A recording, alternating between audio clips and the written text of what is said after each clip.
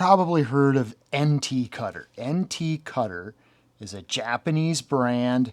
They make knives like this NT Cutter, made in Japan. Nice little knife with a holster. NT Cutter, the same Japanese company, they also have a brand called NT Dresser. And these are small sanders. This is yet another example of a Japanese product line that has extensive amounts of variation. They've got multiple different kinds of grit, including stainless steel. They've got all these different shapes and sizes of those grit types. And I've got many of those representatives here, and I'm going to give you close-ups of the actual product in a minute. I just want you to see how extensive this NT Dresser product line is. So before I take these out of the package, I'll just show you them in the package. These are all made in Japan. So if we look at this one, for example, it looks like it might be like a flexible plastic. It's not. It's metal.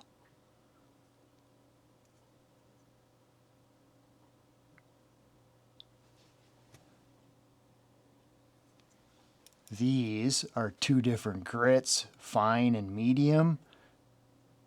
And that's a tighter angle than 90 degrees.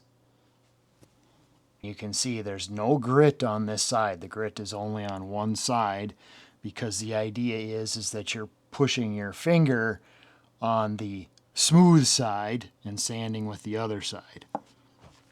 So I've got the fine grit, I've got the medium grit over here. I don't have this rough grit. I have the extra rough grit. That's this one. And I don't have this extra rough grit. And I don't have this stainless steel medium either. So this one that has the extra rough grit is less flexible than the medium. So they are changing the thickness of these as well as the roughness of the grit. In addition to these flexible flat versions, they've got these rounded radius ones that obviously they don't bend. They're smooth on this side, so you can put your finger in there and you can scrape side to side, forward, backward. Then they've got a smaller radius too.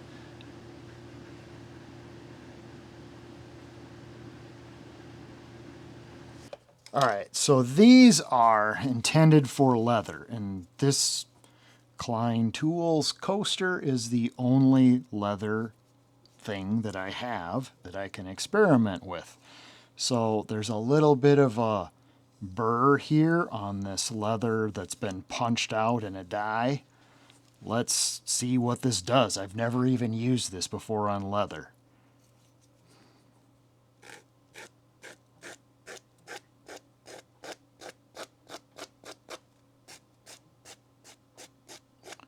Okay, well, that's definitely roughing that up.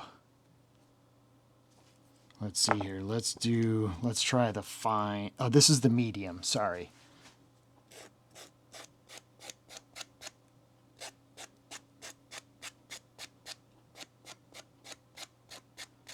Okay, it's doing a little bit of a better job taking that frayed fringe off. Okay, let's go to the fine. This is the finest grit that they have, and it's almost smooth.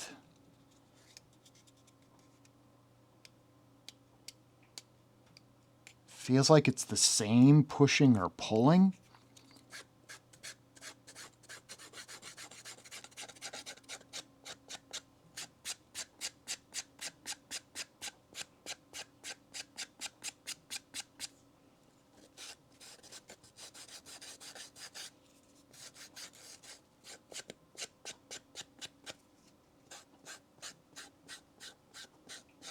Well, don't judge me on my leatherworking skills, because I've never done any leatherworking. What you see here is the extent of what I've ever done with leather. For me, I guess what I was thinking of was hobbies, particularly model rocketry, anything you're building that's got balsa wood.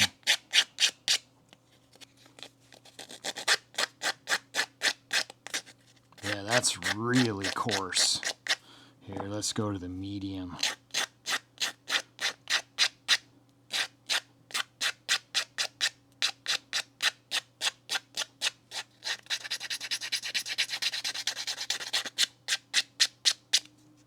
Yeah, I don't know. I might stick with the old-fashioned sanding block on that, but wonder how it would do on this piece of bamboo ply.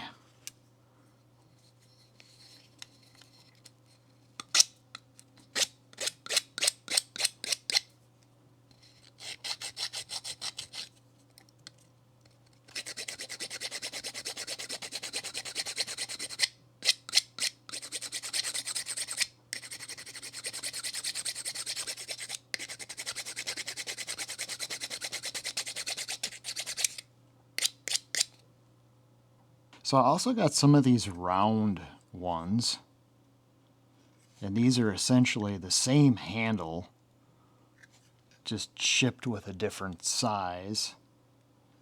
I'm not sure if I'm using these in the intended way at all, so please forgive me if this is a ridiculous application for this.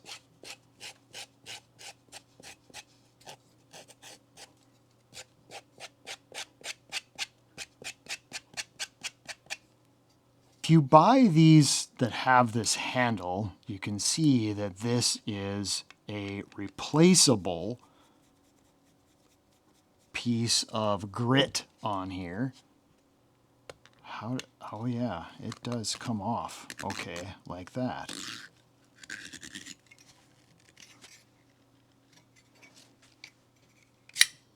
Okay, well, that was easy enough. It really holds on there.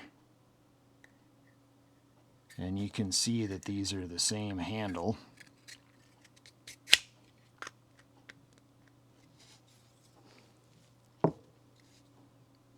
Just like that. Okay, well, that's how that works. And then you can get different grits, of course, to put on the handle, so you don't have to buy so many handles.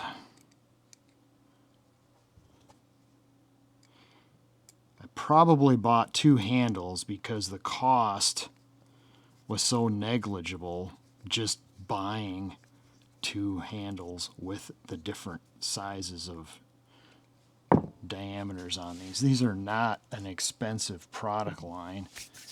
You know, when I would buy various orders of Amazon Japan orders, these are small items. They didn't cost a lot. They don't weigh very much. I realize that the appeal of this is probably very limited, probably to, you know, handicrafts and hobby craft kind of applications. My apologies for having a limited knowledge of this product line. You know, if you're buying tools on Amazon Japan, these are a low cost filler item in an order. You could probably get away with buying 2 or 3 of these, throwing them in an order, and it probably wouldn't make very much difference to the overall cost of the order. I think that there actually is some availability of some of this product line in the United States. I will put a ton of links in the description of this video. I'm going to use the Genius links, and I think I'm also going to have to put the direct Amazon Japan affiliate links as well. But the Genius links will try to find these items at the Amazon site that's closest to you to hopefully eliminate some shipping charges. You know, if you click a Genius link and it finds this on Amazon USA, you could still end up having it ship from Japan and still have to pay, you know, fees and shipping charges. So you may want to compare the Genius link to the direct Amazon Japan link. So that's a look at a very interesting, pretty unique Japanese product line. All right, if you like that content, feed the algorithm for me. You know how YouTube works. Stay tuned, and thank you for watching.